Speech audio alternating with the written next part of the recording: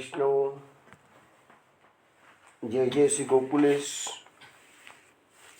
વૈષ્ણવ સત્સંગમાં દસમ સ્કંદનો 10મો અધ્યાય ચાલી રહ્યો છે.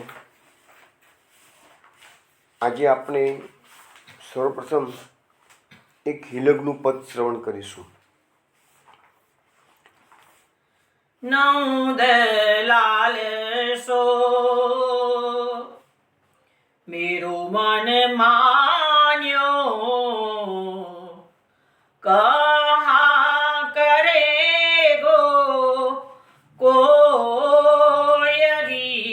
નંદ લાલ સો નંદ લાલ સો મેરો મન માન્યો કહા કરે ગો કોયરી નંદ લાલ સો હા તો ચરણ કમલ લપટાણી જો ભાવે સો હોયરી નંદ લાલ સો ગૃહપતિ માત પિતા મોહી ત્રાસત હસત બટાવું લોગરી अब तो जिया ऐसी बनी आई विधना रच्यो है संयोग री नंद लाल सो जो मेरे यह लोक जाएगो और परलोक न सायरी नंद नंदन को तो उन छाड़ू मिलूंगी निशान बजायरी नंद लाल सो यह तन धर बहुर्यो नहीं पाइए वल्लभ वेश मुरारी परमानंद स्वामी के ऊपर सर्वस्व डारो वारी नंद लाल सो नंद लाल सो मेरो मन मान्यो कहा करेंगो कोयरी नंद लाल सो.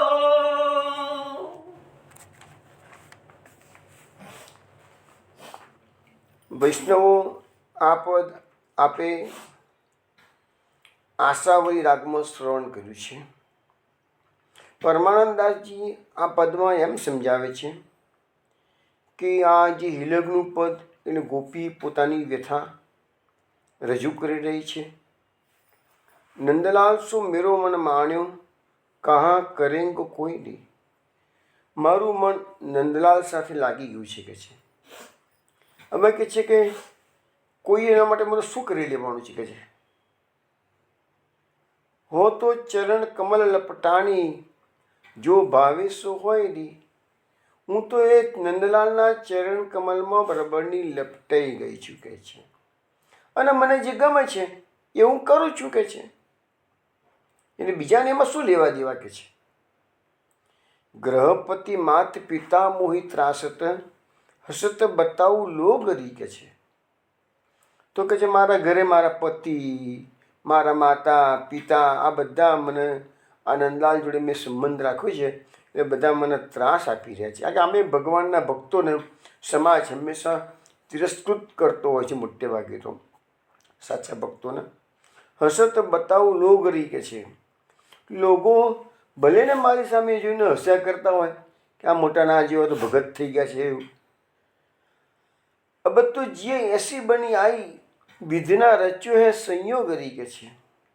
હવે તો કે છે કે મારા મનમાં એવું થઈ ગયું છે કે આ મારો જે સંયોગ નંદલાલ સાથે થયો છે ને એ વિધાતાએ જ આ રચના રચેલી છે કે છે. એટલે આ મારો સંયોગ છે ને એ વિધાતાએ જ ભગવાન સાથે કરાયો છે કે છે. જો મેરે ये लोक जाएगो और परलोक नसायरी કે છે. હવે કે છે કે આ સંસારમાં હું નિંદાના પાત્ર તો બની ગઈ છું કે છે, એટલે મારો આ લોક તો બગડી ગયો છે કે છે. અને પરલોકમાં શું થશે તો કોઈને ખબર નથી કે છે, પણ કહે છે કે કદાચ પરલોકમાં પણ મારું બિગાડ થાય કદાચ કે છે. તોય કહે છે કે નંદ નંદન કો તો ન છોડું, તો પણ હવે હું નંદ નંદનને છોડીશ નહીં કે છે. ગમે તે આ લોક હોય કે પરલોક હોય, બગડવું તો બગડે ને સુધરવું તો સુધરે, પણ હું નંદ નંદનને તો ન છોડું. મિલિંગુ નિશાન બજાયેલી, હું ડંકાની ચોટે પણ કૃષ્ણને પ્રેમ કરીશ કે છે. બિલુંગી નિશાન બજાયેલી એટલે કે જાહેરમાં કે છે. હવે હું કોઈનાથી ગભરાતી નથી કે જરાય કે છે. ડંકાની ચોટે એટલે નિશાન વગાડીને કે હું કૃષ્ણની પ્રેમી છું કે છે, અમે કૃષ્ણના ભક્ત છીએ કે છે.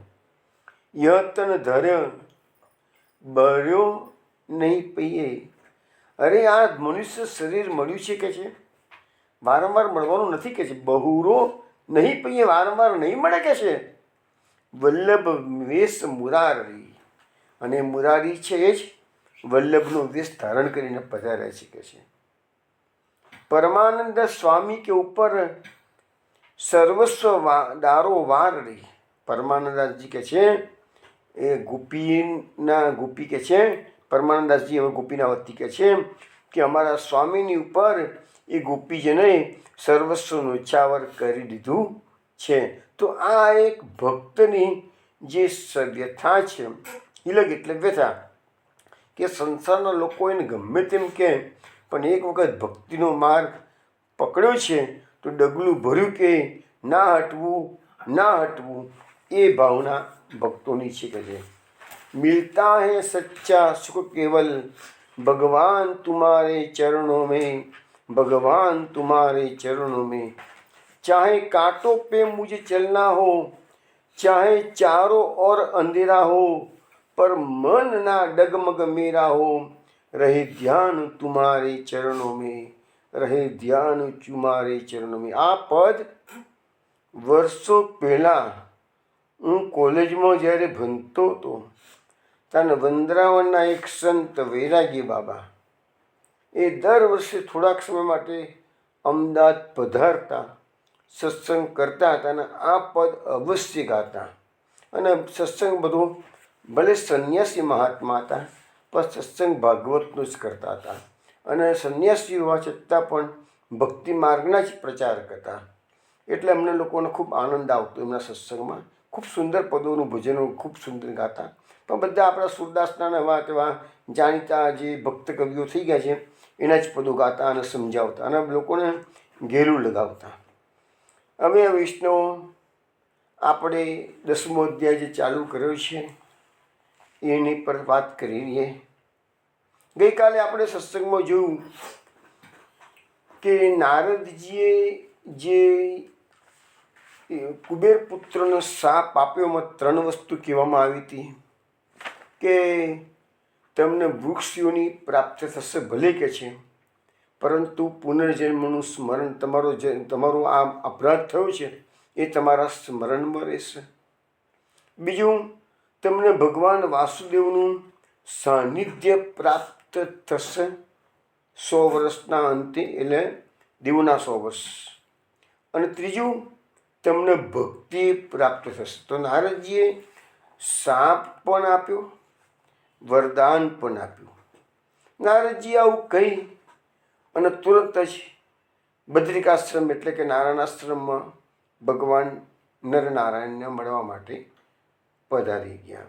આ બાજુ કુબેર પુત્રોનું પતન થયું. નંદરાયજીના આંગણામાં વૃક્ષ બનીને આવી ગયા છે.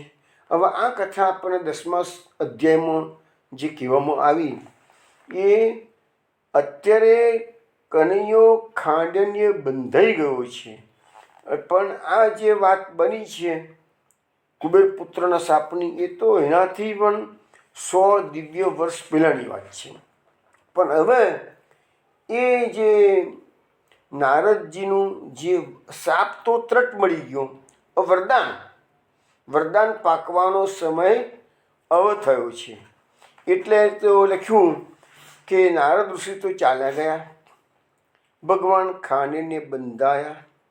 વિચાર કરે છે મારા ભક્ત નારદ ઋષિના વચનો સત્ય કરવાનો સમય પાકી ગયો છે.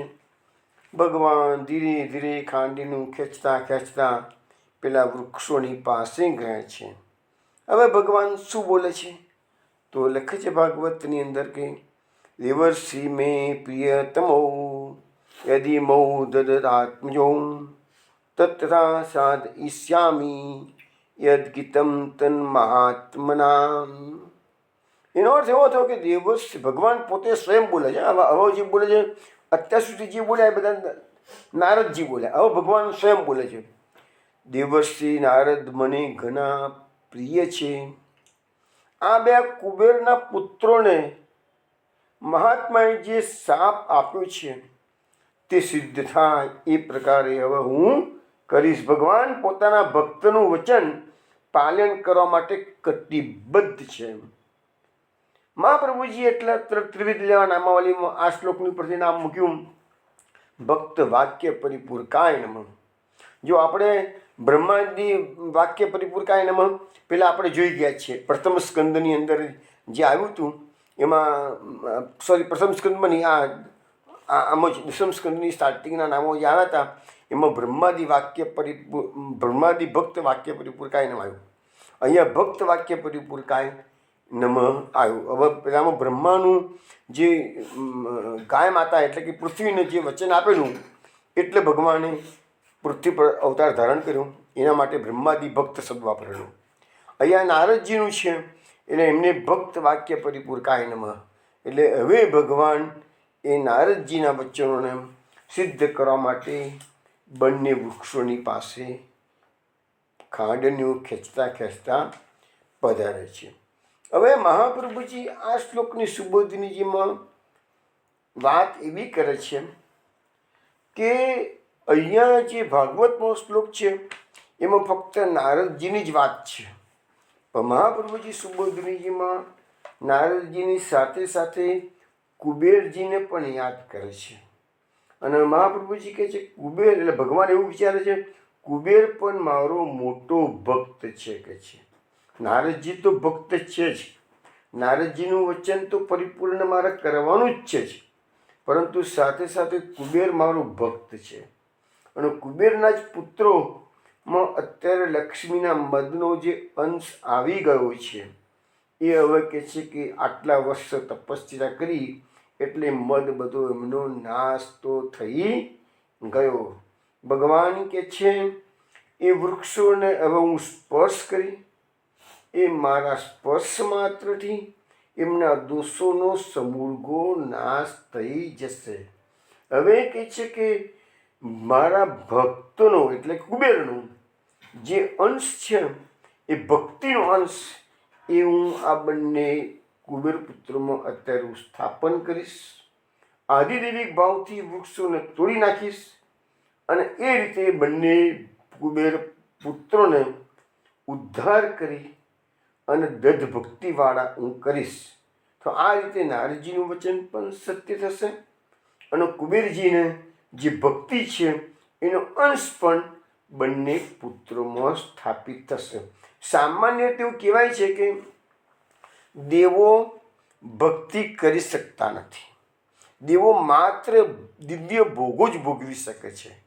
પરંતુ અહીંયા નારદજીની વિશિષ્ટ કૃપા તો ઠાકોરજીને શ્રી કૃષ્ણને નારદજીનું વચન સિદ્ધ કરવા માટે એ દેવોને ભક્તિ પ્રદાન કરવી પડી છે. હવે આપણે જે દાનલીલાના પદો યુટ્યુબ પર આપણા મૂકાઈ ગયેલા છે, પર્ટિક્યુલરલી કુંભનદાસનું પદ, જો તમને વૈષ્ણવ યાદ રહી ગયું હોય તો એની અંદર જે કુંભનદાસનું દાનલીલાનું પદ મેં કહ્યું કે ગોકુલ કી વ્રજનાર દયોનિધિ વેચન આવે ભૂષણ વિવિધ શ્રૃંગાર, એ મેં પદ મૂકેલું છે ઓલરેડી યુટ્યુબ પર. જે લોકો સાંભળ્યું એને યાદ આવશે. તેમાં ગોપીજનો અને કૃષ્ણ વચ્ચે જે ઝઘડો થયો છે દાન બાબતનો, એનો સુંદર વાર્તાલાપ છે. તો આમાં પણ આપણા નળ કુબેરની વાત એમાં આવે છે, એટલે મેં અત્યારે આ પ્રસંગે એ પદને યાદ કર્યું છે. એમાં શું લખે છે કે ગોપીજનો કૃષ્ણને સંભળાવે છે કે તને કદહી કે કારણે બાંધે જસુમતી માય, હમ નિજ બંધ છુડાવહી હો બોલત કહા ઇતરાત. ગોપીજનો કૃષ્ણને કહે છે, કૃષ્ણ તું અમારા પાસે દાન માંગવા આવ્યો છું, મોટી મોટી વાતો કરું છું કે છે, પણ તને ખબર છે કે છે એક થોડા દહીં માટે તને જસોદા માએ બાંધ્યો હતો ને કે છે, તને અમે તારું બંધન છોડાવવા માટે આવ્યા હતા કે છે. અમે તો તને ગર્વથી કહીએ છીએ કે તારું બંધન તો અમે છોડાવ્યું હતું કે છે. તો કૃષ્ણ ગોપીજનોને જવાબ આપે છે. શું જવાબ આપે છે? નલ કુબેર કે હેત આપ શું જાય બંધાય, તોરે તરુવર જાય વચન મૂડી સત્ય કરાય. ભગવાન જેવા ભક્તોનું વચન કેવું પરિપાલ, ભક્ત વાક્ય પરિપાલ કાય નમઃ. તો ભગવાન ગોપીને સંભળાવે છે કે અમે બંધનમાં બંધાયો તો કે છે, પણ તને ખબર છે ગોપી શા માટે કે છે કે નળ કુબેર કે હેત આપ શું જાય બંધાય, કે નળ કુબેરનો ઉદ્ધાર કરવા માટે હું જાતે બંધાયો હતો. જસદા માય નથી બાંધ્યો, જાતે બંધાયો છું કે છે. તોરે તરુવર જાય, અને મેં એ વખતે આ વૃક્ષોને તોડી નાખ્યા હતા, જળમૂળથી ઉખેડી નાખ્યા હતા. વચન મુનિ સત્ય કરાય, નારદ મુનિના વચન સત્ય કરવા માટે મેં એ લીલા કરી. તો એ દાન લીલા પદમાં પણ આપણી આ દસમ સ્કંદની 10મા અધ્યાયની લીલાનું વર્ણન એમાં પણ કરવામાં આવે છે. હવે આપણને આ શ્લોકની અંદર ઘણું જાણવા મળે એવું છે. સૌથી પહેલાં તો એક છે આ શ્લોકમાં ભક્તિ માર્ગનું વિશિષ્ટ મહિમા સમજાવવામાં આવ્યું છે. આપ સૌ જાણો છો શ્રીમદ ભાગવત એ ભક્તિ શાસ્ત્ર છે. એમાં ડગલે ને પગલે અનેક જગ્યાએ ભક્તોનું ભગવાન કરતાં પણ ભક્તોનું મહાત્મ્ય વિશિષ્ટ રીતે સમજાવવામાં આવ્યું છે. તો વૈષ્ણવ જ્યારે આવા વાક્યો આવશે ભાગવતમાંથી, ત્યારે હું તમને એને સિદ્ધ કરવા માટે ઉદાહરણ સાથે વાત કરીશ. અત્યારે એક પ્રસંગ રાજાનો, આઈ થિંક કે બધા જ જાણે છે કે રાજાનો તો 4 દીકરા. હવે ભગવાન પોતાના ભક્તોનું કેવું માન રાખે છે એની વાતો આપણે ઘણી વખત કરેલી છે. આજે એક વિશેષ પ્રસંગ કહું છું કે રાજાનો જે પ્રસંગ છે એ પણ પહેલાં કહેવાયો છે, છતાં એ શોર્ટમાં કહી દઉં છું કે રાજાના ત્યાં એક પણ સંતાન હતું નહીં. દેવર્ષિ નારદને પૂછવામાં આવ્યું, તેથી પસાર થતા હતા કે ભગવાન તમે વૈકુંઠમાં જાઓ છો તો મને આટલું પૂછી આવજો કે મારા સંતાનનો યોગ ક્યારે છે છે. દેવર્ષિ નારદ પાછા આવ્યા છે. ભગવાને કીધું કે 7 જન્મમાં પણ તને પુત્ર નહીં થાય કે છે. રાજા તો થોડો નિરાશ થઈ ગયો છે, પણ એને મેં કોઈએ કીધું કે સત્સંગમાં જા તો તને શાંતિ મળશે કે અત્યારે તો નિરાશા તારી દૂર થઈ જશે. એ રેગ્યુલરલી સત્સંગમાં જવાનું ચાલુ કર્યું. સત્સંગમાં આવ્યું કે ભગવાનના ભક્તોનું એટલું બધું મહાત્મ્ય છે કે જો કોઈ તાદ્રશી વૈષ્ણવ કોઈને આશીર્વાદ આપી દે ને તો વિધાતાના લેખ પણ એ તાદ્રશી વૈષ્ણવ મિથ્યા કરી શકે છે, અને ભગવાનને એ તાદ્રશી વૈષ્ણવનું વચન સત્ય કરવું પડે છે. રાજાને આંખમાં ચમક આવી ગઈ, આનંદ વ્યાપી ગયો. અરે વાહ, શું ભગવાનના ભક્તોનું આટલું મોટું મહાત્મ્ય છે કે છે. તો પછી કહે છે હું હવે ભગવાનના ભક્તોની સેવા કરીશ કે છે. મેં તમને પહેલાં એક વખત કહ્યું સત્સંગમાં કે ભગવાન કરતાં ગુરુની સેવા અને ગુરુની સેવા કરતાં વૈષ્ણવની સેવા વિશેષ મહત્વ ધરાવે છે. તો રાજાના મગજમાં આ વાત થસી ગઈ. રાજાએ ગામની બહાર એક ધર્મશાળા બંધાવી દીધી. આવતા જતા યાત્રાળુઓ ધર્મશાળામાં ઉતરે, પોતાના માણસોને ધર્મશાળા મૂક્યા અને કીધું જો કોઈ વૈષ્ણવ આવ્યો હોય તો તરત મને ખબર આપવી. જ્યારે જ્યારે વૈષ્ણવ યાત્રા કરતાં કરતાં ધર્મશાળામાં મુકામ કરે 1 દિવસનો 2 દિવસનો, તો રાજાને ખબર કરવામાં આવે તો રાજા આવે, વૈષ્ણવની ખૂબ સેવા શુશ્રૂષા કરે. અને એમ કરતાં કરતાં કરતાં એક દિવસ એક તાદ્રશી વૈષ્ણવ યાત્રા કરતાં કરતાં આવી ગયા. રાજા તો બધા વૈષ્ણવને પૂરતું માન આપે છે, પૂરતી સેવા કરે છે, સગવડ જે જોઈએ બધી આપે છે.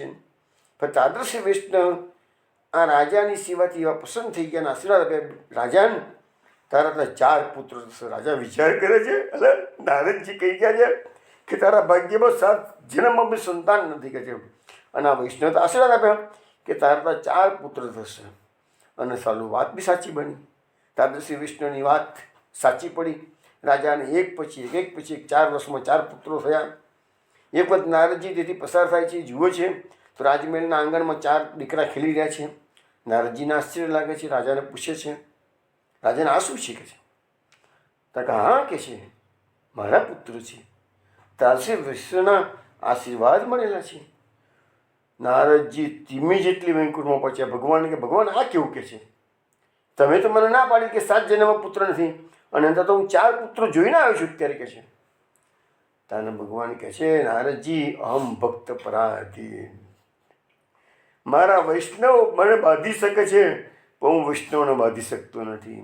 મારા વૈષ્ણવે બાંધ્યા હોય હું છોડીશ, મેં બાંધ્યા હોય એ વૈષ્ણવ છોડી શકે છે, પણ હું વૈષ્ણવને હું કોઈને બાંધું તો વૈષ્ણવ છોડી શકે, પણ વૈષ્ણવ બાંધ્યા હોય હું ના છોડી શકું. હું શું કરું કે છે? વિધાતાના લેખ પણ મારા વૈષ્ણવ મિથ્યા કરી શકે છે. ભગવાનના ભક્તોમાં એટલું સામર્થ્ય, એટલા માટે એક ભક્તે બહુ સુંદર વાત કરેલી. આખી દુનિયા કહે છે કે ભક્ત સર્વ સામર્થ્યવાન છે કે છે, તો પેલા ભક્ત કહે છે ના, હું કહું છું ભક્ત સામર્થ્યવાન નથી કે છે. કેમ? અરે ભગવાનનું આખી દુનિયામાં બધાની જોડે ચાલે છે, પણ પોતાના ભક્તો અગાડે ભગવાનનું જોડ ચાલતું નથી. તો પછી ભગવાનને સર્વ સામર્થ્યવાન આપણે કહેવાય કેવી રીતે? જે ભગવાન પોતાના ભક્તોના ગોપીઓનો નચાવે નચવે, જસોદા બંધાવે તો બંધાઈ જાય, એ ભગવાનનું સામર્થ્ય ક્યાં રહ્યું? એટલે ભગવાન સર્વ સામર્થ્યવાન ખરા, ચોક્કસ ખરા, પણ ભક્તો માટે નહીં. ભગવાન કરતાં ભક્તો મોટા. તમે જ્યારે 9મો સ્કંદ આવશે, દુર્વાસા ચરિત્ર આપણે જ્યારે જોઈશું, અમરીશ રાજાનું આખ્યાન, ત્યારે એમાં એ બધી વાત તમને ખબર જ છે, પણ એમાં દુર્વાસા એક શ્લોક બોલે છે અને એમાં કહેશે કે આજે મેં વાસુદેવના ભક્તોનું મહાત્મ્ય જાણ્યું. વાસુદેવના ભક્તો કેટલા મહાન છે એની મહત્તા આ દુર્વાસા જેવો મુનિ બોલે છે. દુર્વાસા જેવા મુનિ બોલે છે કે આજે મેં વાસુદેવના ભક્તોનું મહાત્મ્ય જાણ્યું કે મને ખ્યાલ આવી ગયો છે ભગવાનના ભક્તો આ ઋષિ મુનિઓ કરતાં પણ શ્રેષ્ઠ છે. તો એમાં એક બીજો પ્રસંગ પણ આજે હું તમને વાત નીકળી છે. એટલે કે વર્ષો પહેલાં આ પ્રસંગ મેં સાંભળેલો હતો, કોઈ જગ્યાએ વાંચ્યો એવું મને યાદ આવતું નથી, પણ મેં સાંભળેલો પ્રસંગ કહું છું. ભગવાનના ભક્તોનું કેટલું મહાત્મ્ય છે. ભગવાનના ભક્તો વિધાતાના લેખ પણ મિથ્યા કરી શકે છે એવો એક પ્રસંગ સુંદર છે. એક રાજા હતો, એ દેવી ભક્ત હતો, પણ એનો પ્રધાન હતો. એ પ્રધાન ગુસાઈજીનો સેવક હતો. રાજાના ત્યાં ડિલિવરીનો પ્રસંગ આવ્યો, રાણીને રાજપુત્રનો જન્મ થયો. દિવાન ગુસાઈજીનો સેવક છે, સામર્થ્ય છે એનામાં. 6થા દિવસે ચિઠ્ઠીના લેખ લખવા માટે વિધાતા મધ્યરાત્રિ આવે છે. કડીઓ કલમ બધું મૂકવામાં આવ્યું છે, પૂજન વિધિપૂર્વક બધું. દિવાન એ પુસ્તક ગ્રહની બહાર ઊભા છે અને જેવી વિધાતાની દેવી તેથી લેખ લખીને બહાર નીકળે છે, એટલે જો ગોસાઈજીના સેવકનું સામર્થ્ય કેટલું છે, પેલી દેવીને રોકે છે. દેવી, તમે રાજપુત્રનો શું લેખ લખ્યા છે કે છે? દેવી કહે છે ભાઈ તમે તો ગુસાઈજીના સેવક છો, બાકી હું કોઈને કહેવા બંધાયેલી નથી, પણ ગુસાઈજીના સેવકનું મારા માન રાખવાનું છે, એટલે કહું છું કે મેં એના નસીબમાં એવું લખ્યું છે 18 વર્ષનો કુંવર થશે ને પછી રોજ એક હાથીનો શિકાર કરશે અને એનું પેટ ભરી શકે છે, ગુજરાન ચલાવી શકે છે. સારું દેવી, તમે જઈ શકો છો. બીજા વર્ષે રાજા હતા ફરતી ડિલિવરીનો પ્રસંગ આવ્યો. રાણીના કુખે પુત્ર જન્મ્યો છે. દિવાન પ્રસૂતિ ઘરની બહાર ઊભા છે. અડધી રાતનો સમય થયો અને વિધાતાની દેવી જે બી પેલી લેખ લખીને બહાર નીકળે છે તો દીવાને ફરતી રોકી છે. દેવી, તમે આ બીજા રાજપુત્રના ભાગ્યમાં શું લખ્યું છે કે છે? તાન દેવી કહે છે, મેં એના ભાગ્યમાં લખ્યું છે કે 18 વર્ષની ઉંમર થતા છોકરો પછી એને રોજ કે છે લાકડાની ભારી વેચી અને ગુજરાન ચલાવવામાં આવશે કે છે. સારું દેવી, તમે જઈ શકો છો. 2 વર્ષ નીકળી ગયું. ત્રીજો ડિલિવરીનો પ્રસંગ આવ્યો. આ વખતે રાણીને ત્યાં પુત્રીનો કુંવરીનો જન્મ થાય છે. 6થા દિવસે વિધાતા લેખ લખવા આવે છે. અડધી મધ્યરાત્રિનો સમય છે. દિવાન બહાર ઊભા છે. પૂછે છે, દેવી, આ વખતે તમે કુંવરીના ભાગ્યમાં શું લખ્યું છે કે છે? તો કહે છે, મેં એવું લખ્યું છે, આ કુંવરી 18 વર્ષની થશે પછી રોજ રાત્રે એક પુરુષનો સંગ કરશે અને એનું ગુજરાન ચલાવશે. તમે તો ગુસાઈજીના સેવક છો એટલે તમને કહી દીધું છે બધું. મેં કહે છે, અમે કોઈના ભાગ્યને કોઈને કહેતા નથી કે છે, કોઈને ખબર પડવા દેતા નથી કે છે, પણ રાજાને ટૂંક સમયમાં એની જાહોજલાલી નષ્ટ થવાની છે કે છે. દીવાન કે સારું દેવી, તમે જઈ શકો છો. થોડોક સમય થયો. બીજા રાજાએ આ રાજ પર ચડાઈ કરી છે. રાજાને પકડીને મારી નાખ્યું છે. આ ગામના રાજાને. પેલા 2 છોકરા અને છોકરી નાની ઉંમરના છે અને બધા ભાગી ગયા છે રાજમહેલ છોડીને. અસ્તવ્યસ્ત થઈ ગયા. દિવાન પણ રાજપાટ છોડીને જતો રહ્યો, કારણ કે જાણે તારા કે રાજાના મુખ્ય માણસોને પકડીને પેલો બીજો નવો રાજા જે આવ્યો છે એ બધાને મારી નાખે છે. દિવાન પણ છોડીને જતો રહ્યો. પણ દિવાન ગમે તેમ તો ગુસાઈજીનો સેવક હતો. એને પ્રભુ પર અપાર શ્રદ્ધા હતી. ભગવાનના ભક્તોને હંમેશા કોઈ દર શ્રદ્ધા ડગમગતી નથી. મોટો ફાયદો આ છે. ભક્તિ માર્ગનો મોટો ફાયદો એ છે કે ગમે તેવા કપરા સંજોગોમાં ભગવાનના ભક્તો ટકી રહે છે. અને જે લોકો છકી ગયેલા હોય એ લોકો બધા હાલી જાય છે, પછી નિરાશ થઈ જાય છે, ડિપ્રેશનમાં આવી જાય છે. રાત્રે ઊંઘવા માટે ગોળીઓ કરવાનો વારો આવતો હોય છે એ લોકો પછી. તો હવે આ દિવાન પણ રાજપાટ છોડીને જતા રહ્યા છે. પણ એને ખબર હતી કે વિધાતાએ જે 2 છોકરા અને છોકરીના નસીબમાં આવો લેખ લખ્યો છે. પણ આ ભગવાનનો ભક્ત ગાજો ના જાય, કોઈનાથી ગભરાય નહીં. ભગવાનના ભક્તોમાં અભિમાન નથી હોતું, પણ ખુમારી હોય છે. અમો રાજના ખાસા કવાસ મુક્તિ મન ના આવેલી એ ખુમારી ભગવાનના ભક્તોમાં છે. કોઈ રજી પેજી નથી હોતા આ બધા. હવે પેલો કુંવર મોટો 18 વર્ષનો થયો છે. આ દિવાન શોધી કાઢે છે એ ક્યાં ગાડી ભટકતો ક્યાં ગયો શોધી કાઢે છે અને એને મળે છે. રાજપુત્રને કહે છે, બેટા તું જરાય ગભરાઈશ નહીં. એને ખબર હો દિવાન હજુ જીવે છે. એના મનમાં કે બધા અસ્તવ્યસ્ત થઈ ગયેલા, કોઈ આમ ભાગી ગયું, કોઈ આમ ભાગી ગયું. એટલે કહે છે, દિવાન કહે છે, તું ચિંતા ના કર, તારો ભાઈ ને તારી બેન બધા જીવતા છે. કહે છે, હું બધું જાણું છું કોણ ક્યાં ગયા છે. હું યોગ્ય સમય તમને બધાને ભેગા કરીશ કે છે.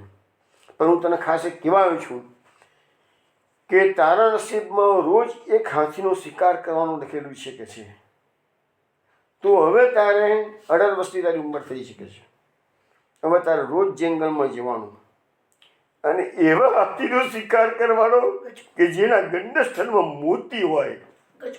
મોતી વિનાનો હાથી તારો શિકાર કરવાનો નહીં. બસ આટલું મારી વાત તારે માનવાની. પછી શું કરવાનું છે એ બધું યોગ્ય સમયે હું તને માર્ગદર્શન આપીશ કે છે. પણ યાદ રાખજે, ગમે તેટલું ભૂખે મરવાનો વારો આવે, ગમે તેવી તકલીફ પડે, તો પણ હાથીનો શિકાર તો જ કરવાનો કે જો એના ગંડસ્થળમાં મોતી હોય કે છે. હવે સંસ્કૃતમાં એક શ્લોક છે, તમને કદાચ ખબર હશે જ. શૈલે શૈલે ન માણિક્યમ મૌક્તિકમ ન ગજે ગજે સજ્જના નહીં સર્વત્ર ચંદનમ ન વણે વણે. એટલે એનો અર્થ એવો થાય છે કે દરેક પર્વત પર માણેક હોતા નથી. એવી રીતે દરેક હાથી પર મોતી હોતા નથી. એવી રીતે દરેક જગ્યાએ દુનિયામાં સજ્જના નહીં સર્વત્ર, બધી જગ્યાએ સજ્જનો હોતા નથી. અને ચંદનમ ન વને વને, દરેકે દરેક વનમાં ચંદનના વૃક્ષો હોતા નથી. કારણ કે આ બધી વસ્તુઓ ભાગ્યે જ જોવા મળે. સજ્જનો પણ બહુ ઓછા હોય, દુનિયામાં દુર્જનો વધારે હોય. ચંદનના ઝાડ બહુ ઓછા જોવા મળે. એવા હાથીઓ હોય, એ હાથી પર મોતી થતા હોય, એવા હાથી બહુ ઓછા હોય. પણ રાજપુત્રને વિશ્વાસ હતો કે મારા દીવાનની પાસે બહુ અપાર શક્તિ છે, કે છે બહુ હોશિયાર છે, બુદ્ધિમત્તા છે, એ કે એમાં કંઈ તથ્ય છે. રાજપુત્રે પણ માની લીધી વાત કે હું જંગલમાં જઈને એવા જ હાથીનો શિકાર કરીશ કે જ્યાં એના માથે મોતી હોય. પછી દીવાન આગળ ગયા, શોધી કાઢે છે બીજા પુત્રને.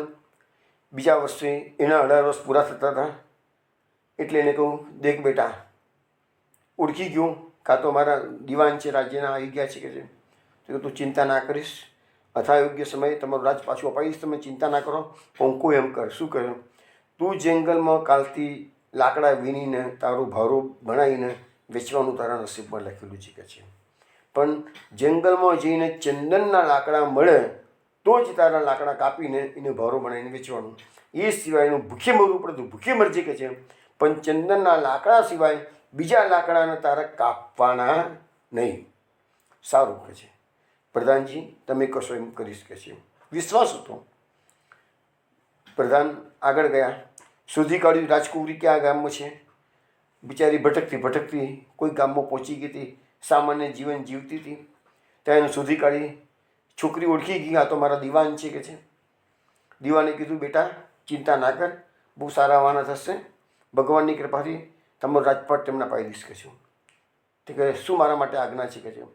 તારે હવે કે છે કે નસીબમાં એવું લખ્યું છે, વેશ્યાથી પેટ ભરવાનું તારું લખેલું છે, કે છે. એટલે તારે એવો પુરુષ રાત્રે પકડવાનો કે જે તને 1 લાખ રૂપિયા આપો તો જ. તારે ગમે તેવા કપરા સંજોગો આવે, એનાથી ઓછી રકમવાળા પુરુષને તિરસ્કાર કરવાનો. 1 લાખ રૂપિયા એ જમાનામાં તો ઘણી, આજે મોટી રકમ ગણે, તે દેવા તો ઘણી મોટી રકમ હતી. 1 લાખ રૂપિયા આપે એવો જ પુરુષ આપે તો જ તારે સંબંધ બાંધવાનો, નહીં તો ના પાડી દેવાની. તારે જરાય લલચાવવાનું નહીં, એની ઓછી રકમ માનવાનું નહીં. પણ બધાના દીવાન પર પૂરો શ્રદ્ધા હતી કે અમારા દીવાન બહુ બુદ્ધિશાળી છે ને ભગવાનના ભક્ત છે, કે છે. એટલે કે સારું, એ પ્રમાણે હું કરીશ, કે છે.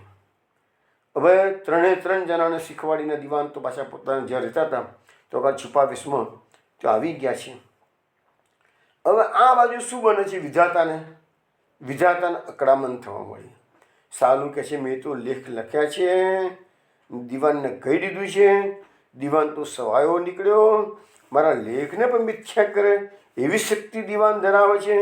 ગુસાઈજીના ભક્તોનું સામર્થ્ય વિધાતાને અત્યાર સુધી ખબર નથી, પણ વિધાતાને હવે ખબર પડી ગઈ છે કે ગુસાઈજીના ભક્તોનું. આજે ગઈકાલે જ ગુસાઈજીનો ઉત્સવ ગયો છે, આજે આપણે ગુસાઈજીને પ્રેમથી યાદ કરી લઈએ.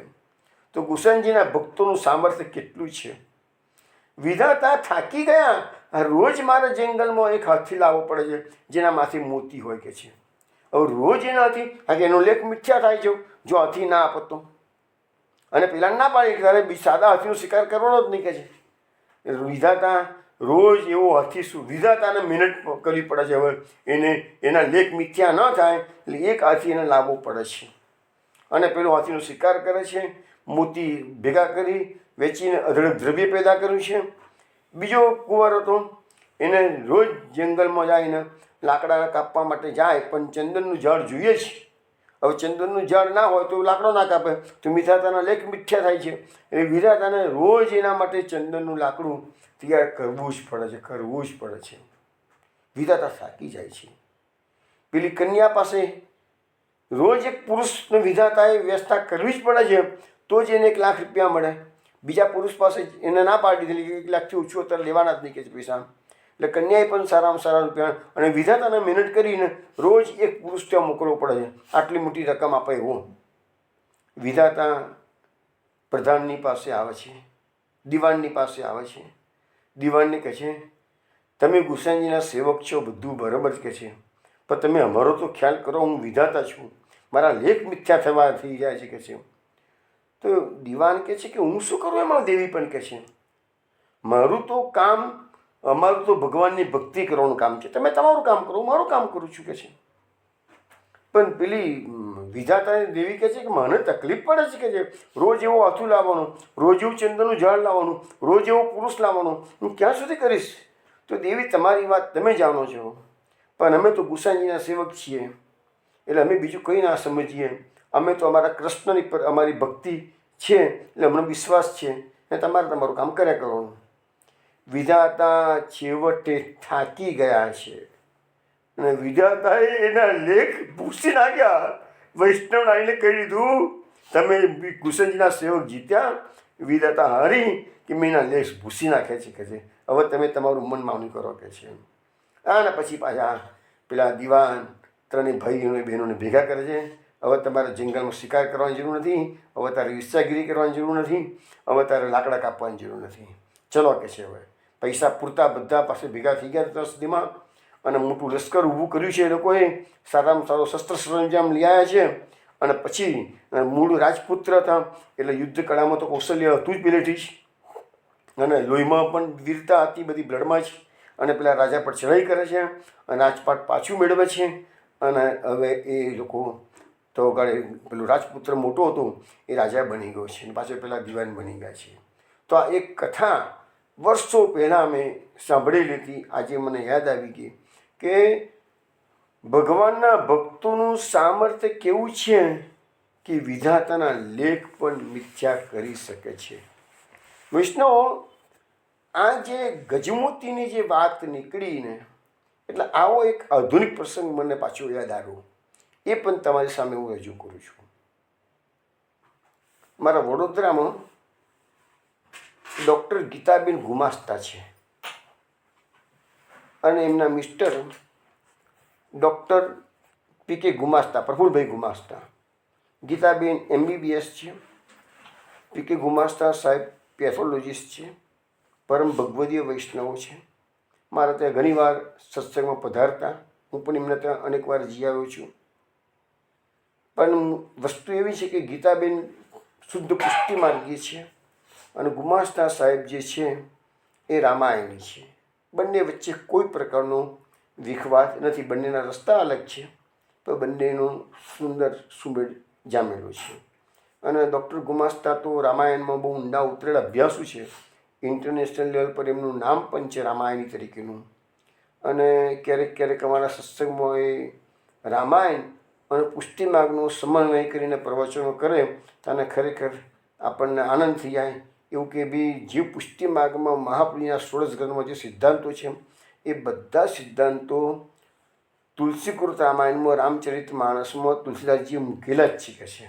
એટલે એ ચોપાઈ એક બાજુ તુલસીદાસની ચોપાઈ ગાય, અને બીજી બાજુ મહાપ્રભુજીનો 16 ગ્રંથનો શ્લોક બોલે કે જુઓ કે છે આ વસ્તુ એ આવી છે, આ વસ્તુ એ આવી છે. એવું સુંદર સમન્વય કરતાં એમને ખૂબ સુંદર આવડે છે.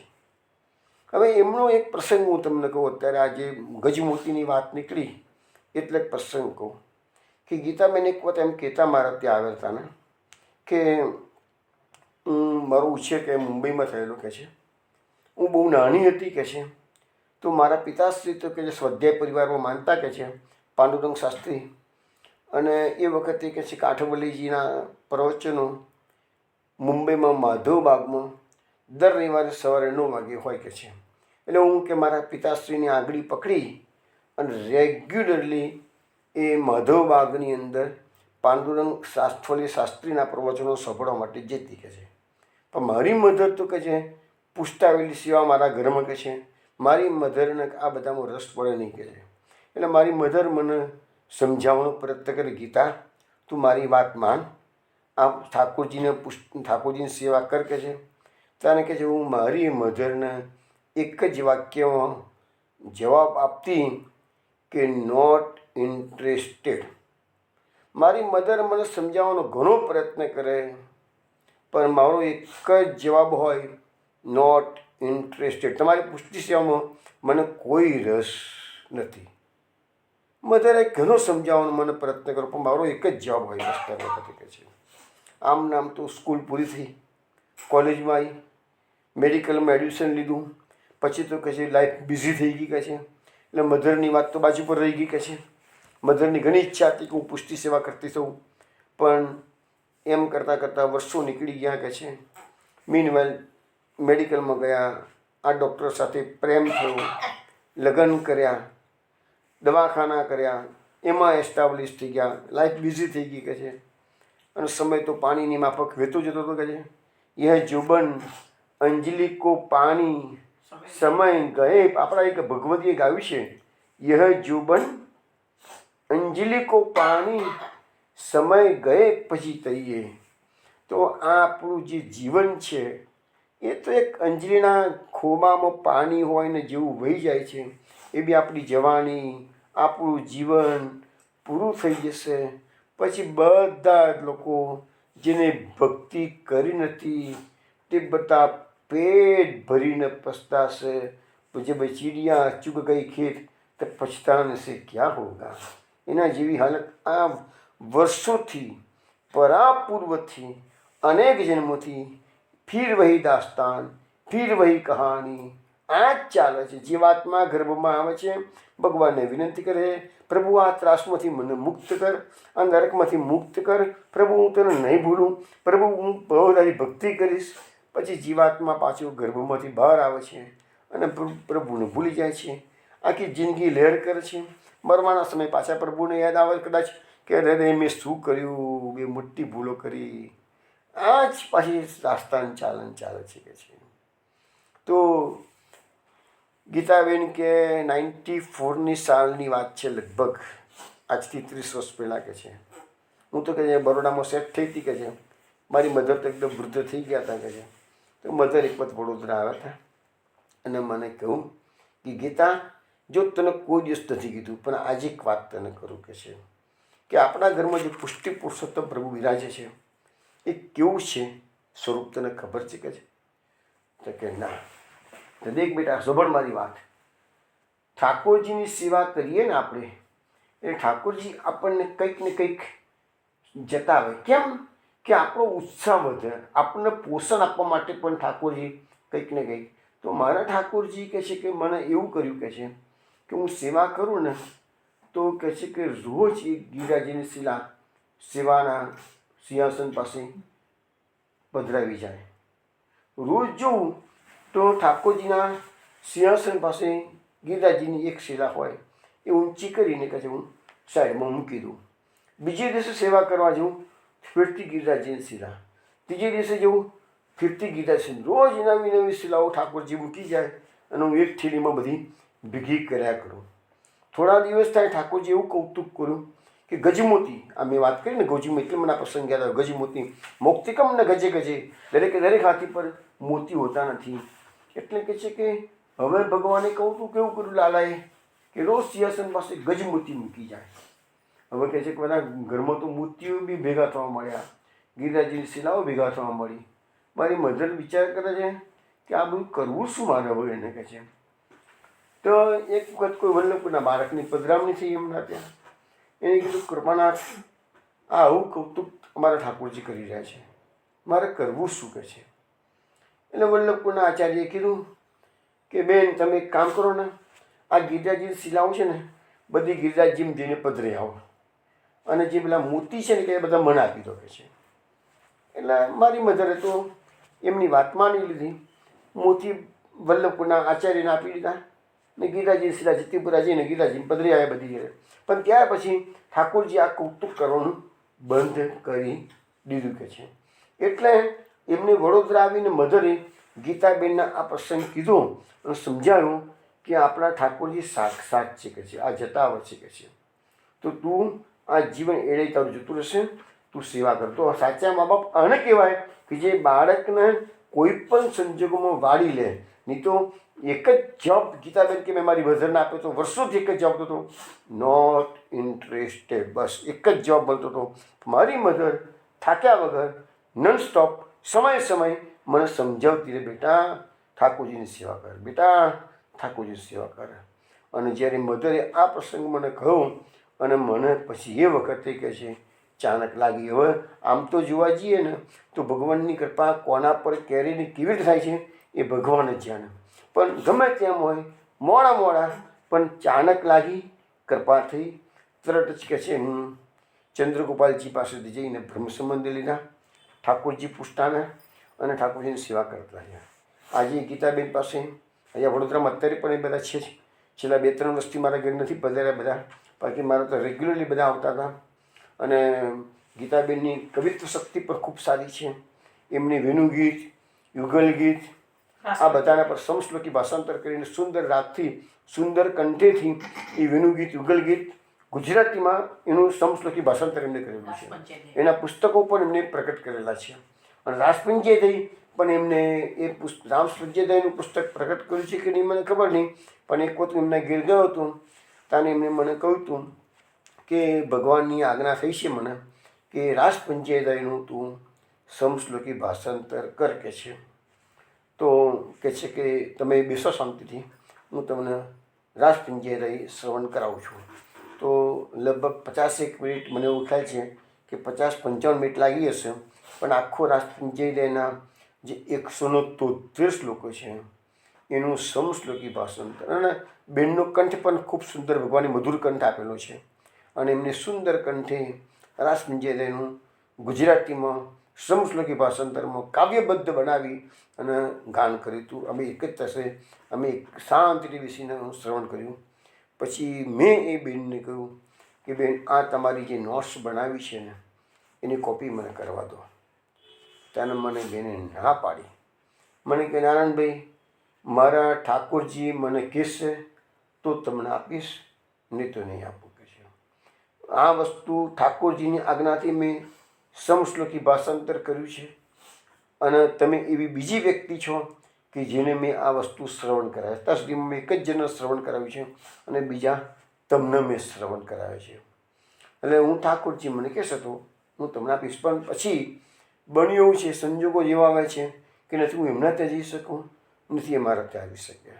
એટલે પછી છેલ્લા 2-3 આ વાતને લગભગ 2 વર્ષ ઉપરનો સમય નીકળી ગયો છે કે મેં સમશ્લોકી ભાષાંતર એની પાસેથી સાંભળ્યું હોય.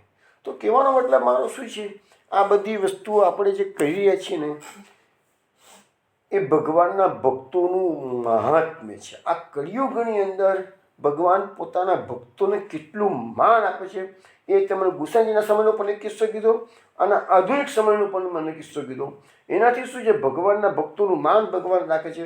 અરે એમે એવા કિસ્સા પણ મેં વાંચેલા છે, સાંભળેલા છે કે ભગવાનના ભક્તો ગભરાઈને જો જુઠ્ઠું બોલે ને કે છે તો જૂઠને પણ અસત્યને પણ સત્ય કરી દે ભગવાન, અસત્યને પણ સત્ય કરી દે. એવા કિસ્સા પણ અમારા ધ્યાન પર આવેલા છે. એટલે કે ભગવાનના ભક્તોનું કેટલું મહાત્મ્ય છે એ આપણને આ શ્લોકમાં જાણવા મળ્યું. ચલો હવે આપણે આગળ પછીના શ્લોકમાં જઈએ. ઇત્યંતરેણા અર્જુનયો કૃષ્ણસ્તુ યમયોર્યયો આત્મનિર્વેશ માત્રેણ તિર્યંગતમ ઉલુખલમ. ભગવાને એ પ્રમાણે વિચાર કર્યો. પછી તે યમલા અર્જુનના જોડકા વૃક્ષોની વચ્ચે દાખલ થયા અને આત્માના પ્રવેશ માત્રથી ખાંડણીઓ આડો થઈ ગયો. હવે ભગવાન અત્યારે નારદજી તો આપણે થોડી વાર પહેલાં જોયું કે નારદજી તો વચન આપીને જતા રહ્યા, શાપ અને વરદાન બંને આપીને. ભગવાન ધીરે ધીરે ભૂટીને ફરતા ત્યાં ગયા છે. ભગવાને વિચાર્યું કે નારદજીનું વચન મારે સત્ય કરવાનું છે. ભગવાન બંને જે કમ્બાઈન વૃક્ષો છે એની વચ્ચેથી પસાર થવાનો પ્રયત્ન કરે છે. પણ એ વખતે પેલો ખાંડણીઓ છે ને એ ઊભો હતો તો આડો થઈ ગયો. 2 વૃક્ષો નીચેથી જોઈન્ટ હતા. ભગવાનનું શરીર, ભગવાનનો શ્રીઅંગ આમાંથી નીકળી ગયું. રસ્સી બાંધેલી છે, રસ્સી તો પટલી હોય, રસ્સી નીકળી ગઈ. ખાંડણીઓ આડો થઈ ગયો એટલે એ આંડો ખાંડણીઓ હવે આગળ જતો નથી. ભગવાનની ગતિ અટકી ગઈ. હવે મહાપ્રભુજી સુબોધનીયમાં શું સમજાવે છે? આ શ્લોકની સુબોધનીય મહાપ્રભુજી કહે છે કે ભગવાનનું સ્વરૂપ કેવું છે? સચ્ચિદાનંદમય સ્વરૂપ છે. હવે કહે છે ભગવાનનો જે સચ્ચિદાનંદમાં 3 વસ્તુ હોય, સત, ચિત્ત અને આનંદ. તો સદરૂપ ભગવાન છે એટલે વૃક્ષોના સ્પર્શ માત્રથી એ વૃક્ષોનો દોષ ભગવાને દૂર કર્યો. પહેલું કામ, ભગવાન કોઈ પણ ભક્તનો અંગીકાર ક્યારે કરે છે કે જ્યારે એના દોષો દૂર થતા. તો આપણા તો સિદ્ધાંત રહસ્યમાં પણ શું વસ્તુ કીધી છે કે આપણે બ્રહ્મ સંબંધ લીધો એટલે 5 પ્રકારના આપણા જે દોષો છે એ ઇમિડિયેટલી દૂર થઈ ગયા. જો કેટલી કૃપા છે મહાપ્રભુજીની કે બ્રહ્મ સંબંધ લેવા બ્રહ્મ સંબંધ કરનાત સર્વેશામ દેવ જીવયો, આવા શબ્દો મહાપ્રભુજી વાપરે છે. બ્રહ્મ સંબંધ લેવા માત્રથી દોષની નિવૃત્તિ થઈ ગઈ. પણ મુશ્કેલી ક્યાં છે કે દોષની નિવૃત્તિ એક વખત થઈ ગઈ પણ પછી આપણે મહાપુરુષજીની આજ્ઞા મુજબનું જીવન જીવીએ નહીં એટલે પછી બધા દોષો પાછા થપડા ભેગા થતા જાય છે, થપડા ભેગા થતા જાય છે. અને એવું તો મહાપુરુષજીની આજ્ઞા છે નહીં કે રોજ કે વારંવાર તમે બ્રહ્મસુમન ઢીલા કરો, દોષો દૂર કર્યા કરો. લગ્ન એક જ વખત થાય, પતિ પત્નીના લગ્ન એક જ વખત થાય, વારંવાર તો લગ્ન થાય નહીં. એમ કે ભાઈ દર વર્ષે લગ્ન કરતા જઈએ, દર વર્ષે રિન્યૂ કરતા જઈએ, એવું તો ચાલે જ નહીં. આ તો ડ્રાઇવિંગ લાઇસન્સ થોડું છે કે દર 5 વર્ષે રિન્યૂ કરવા જઈએ.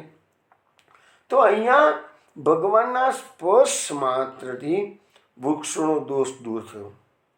બીજું ભગવાનનું આનંદ સ્વરૂપ છે એટલે એનાથી આનંદરૂપ હોવાથી એ વૃક્ષોનું દુઃખ પણ, જો દોષ દૂર થયો એટલે વૃક્ષોનું દુઃખ પણ દૂર થયું.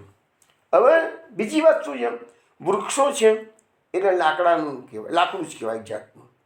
અને ખાંડનીઓ છે એ પણ લાકડાનું બનેલું છે. એટલે કે છે પેલો વૃક્ષો વિચાર કરે છે ભાઈ અમારો ભાઈબંધ આવી ગયો, વૃક્ષો લાકડું, ખાંડનીનું લાકડું. એટલે એમને થયું કે ભાઈ અમારો ભાઈબંધ આવી ગયો છે તો પછી અમારે એનું માન તો રાખવું જ પડે ને કે છે. એટલે પેલા વૃક્ષો આડા પડી અને ભાઈબંધને એને માન આપવા માટે એને સામે ભેટવા જાય છે કે છે. એટલે વૃક્ષો પર મહાપુરુષજીની ભાષા તમે સમજવાનો પ્રયત્ન કરો, કેવું સરસ સમજાવે છે કે ભાઈ મિત્ર આવે તો ભેટવાનો પ્રયત્ન તો કરે ને.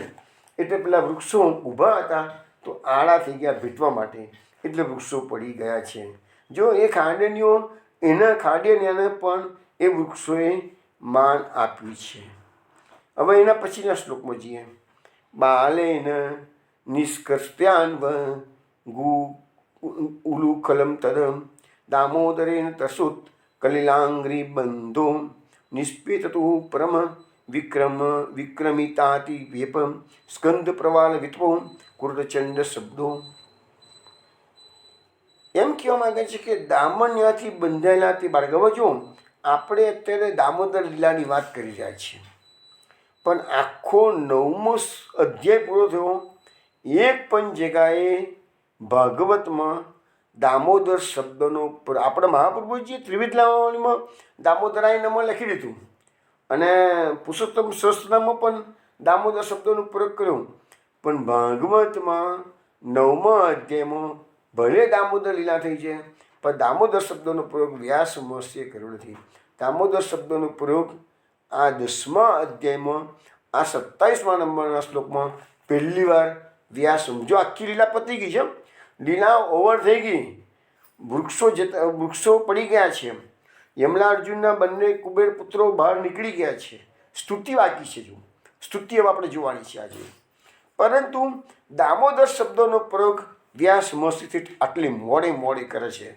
મહાપ્રભુજીએ વહેલા કરી દીધું ત્રિવિધ નામવાણીમાં અને પુરુષોત્તમ સહસ્રનામ, પણ અહીંયા મોડું કરે છે. હવે શું કહે છે કે દામન્યાથી બંધાયેલા તે બાળક એટલે દામોદરે ખાંડનીઓ અનુકૂળતાથી ખેંચ્યો એટલે યમલાજી વૃક્ષોના મૂળની પકડ ઢીલી થઈ ગઈ. ભગવાને થોડુંક જોર કર્યું એટલે પેલું વૃક્ષો ઢીલા પડી ગયા.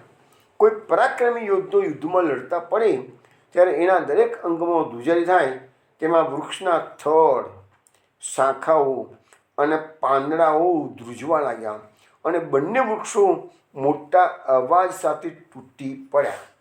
હવે આ એક જ શ્લોકની અંદર આપણને આ બધી વસ્તુ સમજાવવામાં આવી છે કે ભગવાને થોડું જોર કર્યું એટલે વૃક્ષો મૂળમાંથી હલી ગયા અને પરાક્રમી યુદ્ધમાં લડતા પડે એવી રીતે વૃક્ષો પડ્યા. પરાક્રમી યોદ્ધો યુદ્ધમાં લડતા નીચે પડે તો પણ મોટો અવાજ કરીને પડતો હોય છે, એવી રીતે પણ આ વૃક્ષોએ મોટો અવાજ કર્યો. યુદ્ધો નીચે પડે તેના શરીરમાં ધ્રુજારી થઈ જતી હોય છે કે છે, એટલો બધો રોમાંચ હોય કે હું શું કરી નાખું કે છે સામેવાળાના. એવી રીતે વૃક્ષોના થડ, શાખાઓ, પાંદડાઓ બધા ધ્રુજવા લાગે છે. તો એવી વૃક્ષોનું પડવું અને પરાક્રમી યોદ્ધાનું યુદ્ધમાં મેદાનમાં પડવું એ બંનેની કમ્પેરિઝન વ્યાસ મહર્ષિએ કરી છે. હવે આ શ્લોક ઉપરથી મહાપ્રભુજીએ પુરુષોત્તમ સહસ્ત્રનામમાં યમલા અર્જુન ભંજન એવું નામ આપ્યું છે અને ત્રિવિધ લીલા નામાવલીમાં યમલા અર્જુન ભંજનાય નમઃ એવું નામ પ્રકટ કર્યું છે. એટલે બંનેમાં એક એક નામ મહાપ્રભુજી જે પ્રકટ કર્યું છે મૂળ શ્લોક છે એ આ શ્લોક છે. અને દામોદર નામ પણ મહાપ્રભુજી પ્રકટ કર્યું છે, પણ દામોદર લીલા જે થઈ છે એ 9મા અધ્યાયમાં થઈ ગઈ. પછી દામોદર શબ્દનો પ્રયોગ વ્યાસ મહર્ષિએ આ 10મા અધ્યાયના એ બી 27 નંબરના શ્લોકમાં કર્યો છે. એની પહેલાં દામોદર શબ્દનો પ્રયોગ કર્યો નથી. હવે સવાલ આવ્યો કે કનૈયો નાનો, ખાંડન્યું નાનું, રસ્સી છે પણ એટલી બધી કે કનૈયોનું શરીર નાનું છે એટલે રસ્સી કંઈ એવી જોરદાર તો બાંધી ના હોય. વૃક્ષો આટલા તૂટી તો પડ્યા કેવી રીતે? મહાપ્રભુજી સુબોધનીમાં સમજાવે છે. ભગવાનનું જે શ્રીઅંગ છે એ ભગવાન ઘસડાતા ઘસડાતા ધીરે ધીરે વૃક્ષોની પાસે ગયા. ધરતી માતાને ભગવાનના શ્રીઅંગનો સ્પર્શ થવાથી ધરતી માતાની સાત્વિક ભાવની વૃદ્ધિ થાય છે. આપણે સત્સંગમાં પત્રાવલીમાં પણ આ પ્રસંગ લીધો છે કે સાત્વિક ભાવની સાત્વિક ભાવની વૃદ્ધિ, ભક્તિનો જ્યારે આવેગ આવે છે, ભક્તિ તમારામાં છે કે કેમ એ ચેક કરવું હોય તેના ટેસ્ટ છે એમાં સાત્વિક ભાવો પ્રગટ થવા જોઈશે. એમને એમ સેવા કરી હોય, એમને એમ સત્સંગ કર્યો હોય, એમને એમ શ્લોકોનો પાઠ કરેલા હોય તો ભક્તિ થઈ ગઈ છે એવું કહેવાય નહીં. ભક્તિના 8 સાત્વિક ભાવો એ છે, એમાં ગળું તમારું ગદગદ થઈ જાય, આંખમાંથી આંસુ નીકળે, શરીરમાં રોમાંચ થાય, એવા બધા 8 પ્રકારની વસ્તુમાં બધા છેલ્લો અવસ્થા જે છે એ મૂર્છિત અવસ્થા છે, છેલ્લી અવસ્થા છે. તો એ બધી અવસ્થાઓ એ ભક્તિનો આવેગ આવતાના અબૂલ થતું હોય છે. તો એ ધરતી માતાને કૃષ્ણનો સ્પર્શ માત્રથી ધરતી માત્રા એકદમ સ્નેહવાળી થઈ જાય છે, રસાર્દ્ર થઈ જાય છે. એટલે ભક્તિ એ સાત્વિક ભાવોની વૃદ્ધતા હોવાથી એ ધરતીમાં ભીનાશ આવી જાય છે. અને એમ કરતાં કરતાં કૃષ્ણ પેલા વૃક્ષોની પાસે જાય છે અને ધરતીમાં ભીનાશ આવી ગઈ એટલે એ ધરતીના જે મૂળિયા છે ને એ મૂળિયા ઠોલા જે જડતાથી બંધાઈ ગયેલા હતા જમીન સાથે, એમાં ભીનાશના કારણે એ મૂળિયા થોડા ઢીલા થઈ ગયા છે. અને ભગવાને સાધારણ ઝાટકો માર્યો અને આમે પેલા મૂળિયા ઢીલા થઈ ગયા હતા સાત્વિક ભાવોની કારણે. આ બધું મહાપ્રભુજી સુબોધનીજીમાં સમજાવે છે. એટલે મૂળની જે પકડ હતી જમીનમાં એ પકડ ઢીલી થઈ ગઈ અને ખાંડનીઓ જોડો ખેંચાયો તો એમાં પછી પેલા વૃક્ષો પડી ગયા. આ ભાવ મહાપ્રભુજી સુબોધનીજીમાં સમજાવે છે. હવે લખે છે મહાપ્રભુજી કે દોરડું પટલું જ હતું. કંઈ જશોદા માતાએ નાનો છોકરો છે બાંધવા માટે કે એવું જોરદાર દોરડું તો બાંધ્યું ના હોય, તો દોરડું તૂટ્યું નથી, ખાંડનીઓ ભાગ્યો નથી, ને વૃક્ષો આટલું તૂટી વૃક્ષ એ તૂટી પડ્યું. તો લખે છે કે દોરડું શ્રી કૃષ્ણના સ્પર્શ માત્રથી ભગવત રૂપ થઈ ગયું હતું. ખાંડનીઓએ પણ ભગવાનના સંબંધથી આદિદૈવિક રૂપ પ્રાપ્ત કર્યું હતું. એટલે ભગવાનની શક્તિ બંનેમાં આવી ગઈ. અને વૃક્ષોમાં શામાં થયું કે વૃક્ષોને પણ ભગવાનનો સ્પર્શ તો થયો હતો, પણ એ વૃક્ષોમાં ભગવાનને દંડવત પ્રણામ કરવાની ઈચ્છા થઈ ગઈ કે અમે એટલા ભગવાન નાના, અમે આટલા બધા મોટા, અને અમારા પ્રભુ અમારી પાસે ગયા હોય તો અમારે તો નમવું પડે કે ના નમવું પડે. તો એ વૃક્ષો નમવા ગયા છે અને મૂળિયા ઢીલા થઈ ગયેલા છે એટલે વૃક્ષો પડી ગયા. હવે સવાલ આવ્યો કે મોટો અવાજ કર્યો. તો મોટો અવાજ કેમ કર્યો? તો મહાપ્રભુએ સમજાવે છે કે વૃક્ષોમાં આસુરી ભાવ હોય, કારણ કે વૃક્ષો તો એક જ જગ્યાએ ઊભા રહેલા છે, તામસ ભાવ છે, આસુરી ભાવ છે. અને આસુરી ભાવના જે અભિમાની દેવતાઓ આ વૃક્ષોમાં રહેલા છે એ ભગવાનના સ્પર્શ માત્રથી એ દેવતાઓ ટકી શકે નહીં. આસુરી ભાવના દેવતાઓ તો ટકી શકે નહીં. એટલે એ લોકોને પોતાનું આ સ્થાન છોડવાનો વારો આવે એટલે એ લોકો મોટો અવાજ ગર્જના કરતાં કરતાં છોડે, માટે વૃક્ષોને પડવાનો અવાજ થયો. એવું આપણને મહાપ્રભુજી સમજાવે છે. હવે વૈષ્ણવો કે આ જે જમીનની ભીનાશવાળો જે આપણે પ્રસંગ અહીંયા હમણાં વાત કરી કે છે જમીનમાં ભીનાશ, તો એમાં એવું સમજાવવામાં આવે છે કે ભગવાન આપણા પુષ્ટિ માર્ગમાં શ્રી મહાપ્રભુજી અને શ્રીનાથજીનું જે પ્રથમ મિલન ગિરિરાજજી પર થયું, સદુ પાંડેના ઘેરે પધાર્યા હતા. તો વાર્તા સાહિત્યમાં આપણે બધી આવે જ વાત, અરી નરો દૂધ મોકો દૂધ પીવાયો જાય, એ બધી વાતો સાંભળી છે ને આપણે. તો મહાપ્રભુજી ઉપર ચડે છે, ઉપરથી ગિરિરાજજીમાંથી શ્રીનાથજીનું પ્રાકટ્ય થયું છે અને બંનેનું જે પ્રથમ મિલન થયું છે શ્રીનાથજી શ્રી મહાપ્રભુજીનું. કારણ તમને ખબર છે ને વૈષ્ણવ, એ વખતે ગિરિરાજજીની શિલાઓ પીગળી ગઈ હતી અને એના જે ચરણ ચિહ્નો છે એ ત્યાં અંકિત થઈ ગયેલા આજે પણ છે. આવો પ્રસંગ ચિત્રકૂટમાં પણ બનેલો છે. ચિત્રકૂટમાં જે લોકો યાત્રા કરી છે, કામદગીરીની 5 કિલોમીટરની પરિક્રમા છે, ગિરિરાજજીના નાના ભાઈ છે, એ કામદગીરીની 5 પરિક્રમા કરતાં કરતાં વચમાં રામ ભરતના મિલનની જગ્યા આવે છે. પ્રસંગ તો રામાયણમાં બહુ વિસ્તૃત કરેલો છે અને જ્યારે આપણે 9મા સ્કંદના નામો આવશે તેના બધા પ્રસંગો આપણે વિસ્તૃત ચર્ચા કરીશું. અત્યારે ટૂંકામાં કહું છું તો એ વખતે રામચંદ્રજી અને ભરત રામચંદ્રજીને મનાવવા જાય છે કે મોટાભાઈ તમે ચલો, રાજ તમારું જ છે, તમારે જ રાજ સિંહાસન બેસવાનું છે, હું નહીં બેસીશ રાજ પર કે છે.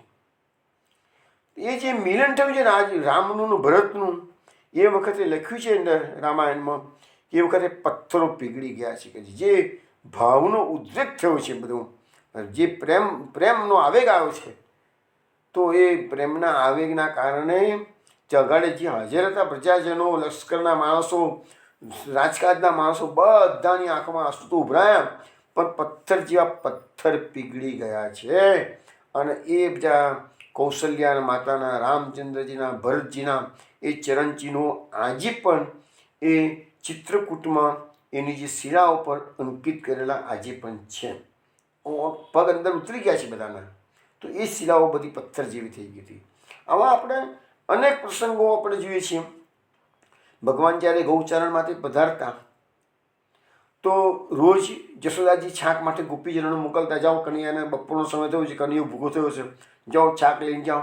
તો ગોપીજનો કનૈયો 84 કોષની પરિક્રમા દરમિયાન કયા સ્થળે આજે ગૌચારણ કરવા ગયો છે એ ગોપીજનોને ખબર કેવી રીતે પડે?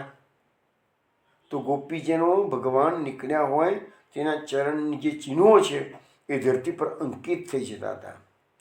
જમીન એટલી બધી ભીનાશવાળી સ્નેહાળ થઈ જતી હતી કે એના ચરણોમાં જે ચિહ્નો હોય, ષોડશ ચિહ્ન, એ બધા અંકિત થતા હતા.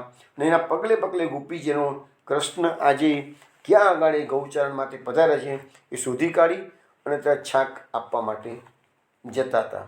અને ક્યારેક ક્યારેક ગોપીજીનું ભૂલા પડી ગયા હોય અને કૃષ્ણ પેલા કદમના ઝાડ પર ચડી અને પછી પોકાર કરતા હતા ગોપીજનોને. કોક જ વખત એવું બધું હોય કે ભગવાનને પોકાર કરીને ગોપીજનોને બોલાવવા પડે કે હું અહીંયા છું, ગોપી તું અહીંયા. એવું કોઈક જ વખત બનતું. મોટે ભાગે તો ગોપીજનો સમયસર છાક લઈને પહોંચી જતા. એટલે આપણી જે છાકની સ્થળીઓ છે ને, આપણે ભલે કુમુદવન કહીએ કે શ્યામઢાક કહીએ, એવું નથી. શ્યામઢાકની વાત જાણીતી છે, કુમુદવનની વાત પણ જાણીતી છે છાક લેલા માટે. પરંતુ મધુવનમાં કે બધી જ જગ્યાએ 84 કોષની જેટલી પરિક્રમાના સ્થળો છે બધામાં ભગવાનની છાક આરોગેલી છે. ચલો વિષ્ણુ, આજનો સમય અહીંયા પૂરો થાય છે. કાલે પાછા રાત્રે 8 વાગે આપણે મળીશું. તે વખતે આપણી આ યમલા અર્જુનની સ્તુતિ શરૂ કરીશું કાલે. જય જય શ્રી ગોકુલેશ. જય જય શ્રી ગોકુલેશ. જય જય શ્રી ગોકુલેશ. જય જય શ્રી ગોકુલેશ.